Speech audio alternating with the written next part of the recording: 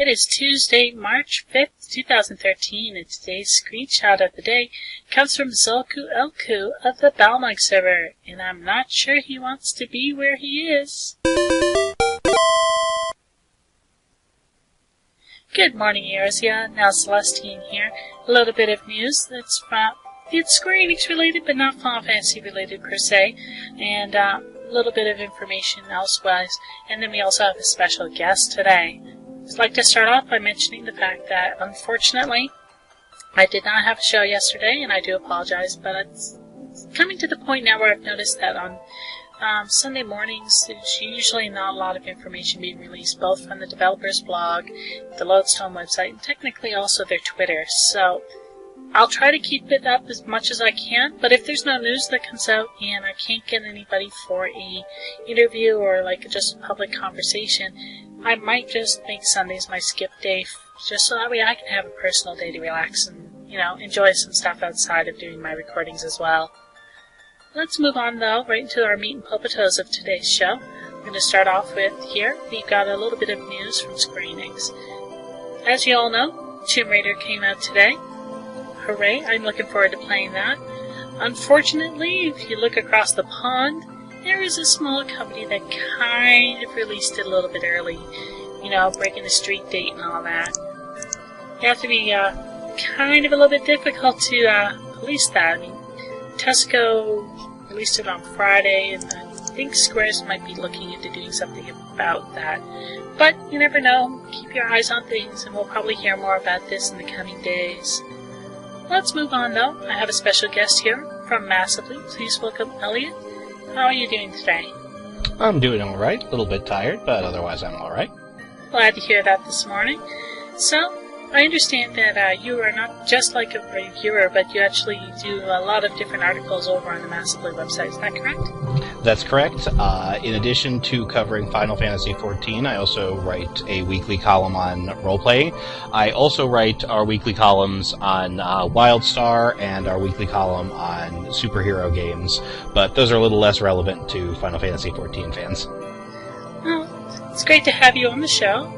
So, you were at the live interview with Yoshida-san along with Fusion, who I had on the show the other day.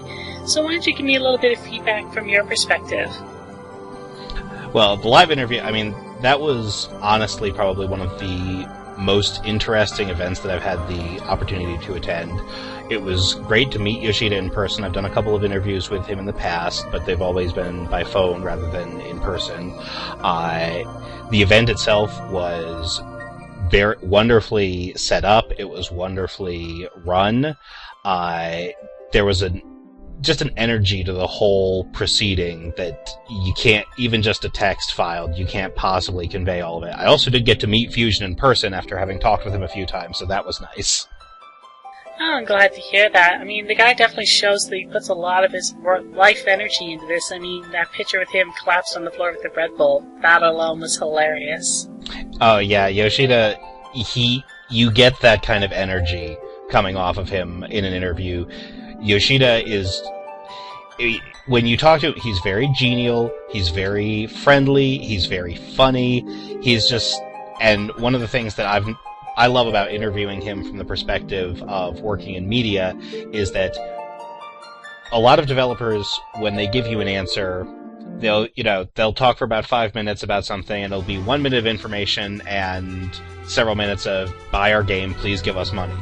Yoshida will answer a question, and he will talk for 15 minutes, and literally everything that comes out of his mouth is useful and important and relevant information. He doesn't pad any of it. And it definitely sounds like a very fluid individual, and I'm personally really glad he's in charge of this project.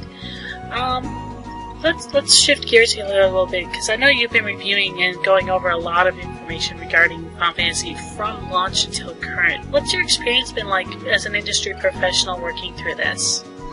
Well, one of the things, Final Fantasy XIV, after its launch, has not gotten a whole lot of attention as a whole. And part of my job, I feel, because I'm not just, someone who talks about the game. I'm someone who plays the game and enjoys the game and is passionate about the game.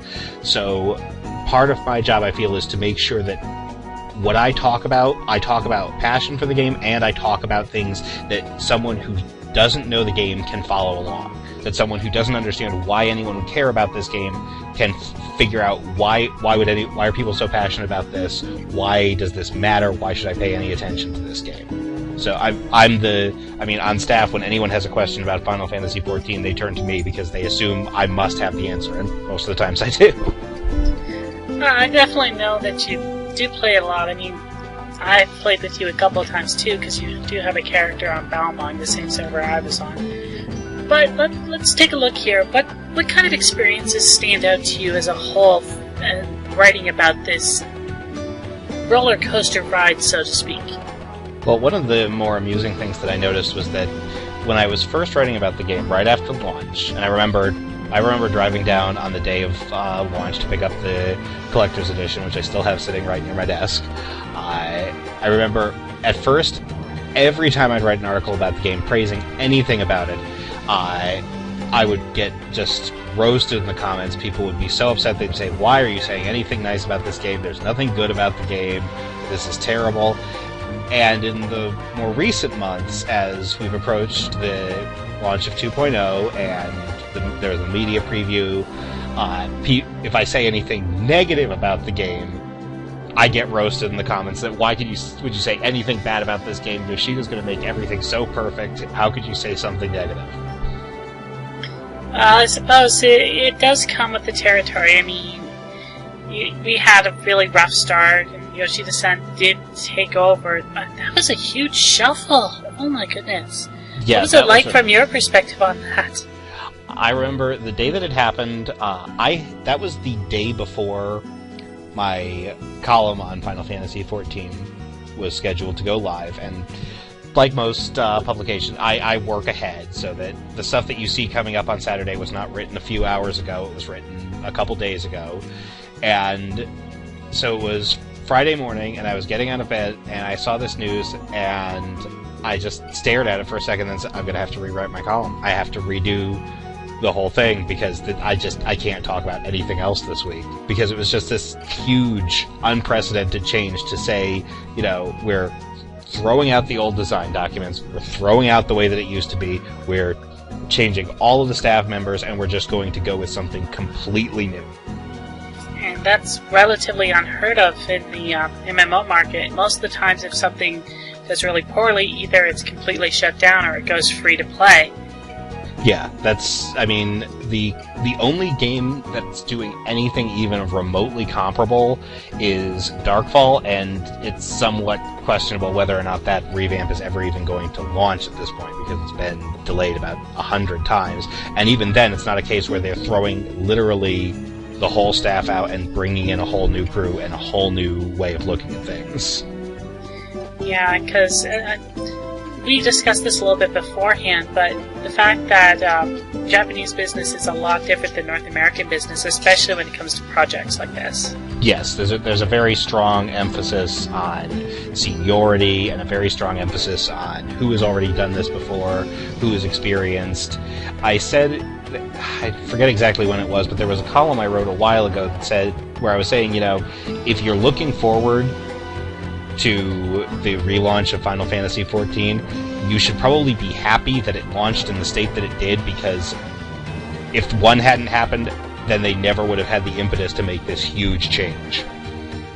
This is true. I mean, I guess you could consider A Realm Reborn essentially being reborn from the ashes of the old. So they tried a design, and it did absolutely horrible. No offense, the launch was terrible. Everyone can agree on that. The game turned around spectacularly, and the look of what's coming out so far, like the screenshots, the brief video clips, it just looks phenomenal. I can't get enough of running the benchmark on my computer. And the time I had during the media tour to play the game for a little bit, it blew me away, especially when I remember playing the game at launch when it first came out. It was kind of like boxing with your computer. You weren't so much playing the game as you were desperately trying to make the game work with you, like an old car or something. I suppose that's a good analogy, but yeah, it definitely looks like it. So, what does it feel like feeling that little test that you ran that? I wrote about that extensively. Obviously, I wrote about 10,000 words in 2 days for that tour. But that was the moment when, after I'd seen screenshots, I'd heard speculation, but playing the hands-on at the media tour was when I first started to get a feel for this. This is really different. This is really more than just a, slight revamp. They've really changed a lot of the game, but it still feels right. That's good to hear. Unfortunately, we can't get too much more into that because either A, there's people that are involved in under the NDA, or B, we don't really have a lot of information, so we can't really extract too much more out of that at this time. Maybe once the NDA lifts, I can get a bunch of people in to talk about some experiences they might have had, but unfortunately, right now, we can't really get into that. I don't know anything about NDA. I don't know anything about beta. Is there beta going on? Is there one? We do know that there's a beta going on. They did publicly announce that on the front page. Really? Huh. Weird. Ha ha, Rio. Yes, by the way, Elliot's character is named Rio, if you ever want to look him up. But yeah, let's move on to one last topic I'd like to discuss with you today. What do you think, going forward, that Yoshida-san and his crew should aspire to? I think, and this is actually something I'm going to be talking about a little bit in my column this weekend, but I think, this is, from what I've seen of 2.0 so far, I think, just from preview screenshots and my brief hands-on, this could be a game that could really, for the industry as a whole, show what you can do with iterating and changing and taking the time to step back and revamp after an initial launch, after initial reactions. Because, obviously from the hands-on at the media tour, I got a real sense that this was a different product, but it kept the feel, it kept the heart, it kept the soul, and it's being done with a whole lot of enthusiasm. Oh, that sounds pretty interesting, and I know that we have a ton more we can talk about, but we are running out of time, because this is a breakfast show.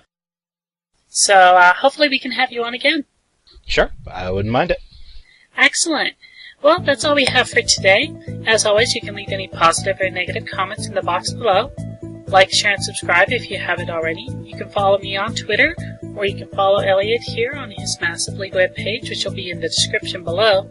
And you can always leave any comments through the suggestions on the official Lodestone topic, or you can submit any screenshots and suggestions also through the YouTube channel. As always, this is Nell Celestine and Elliot Lefebvre, bidding you adieu.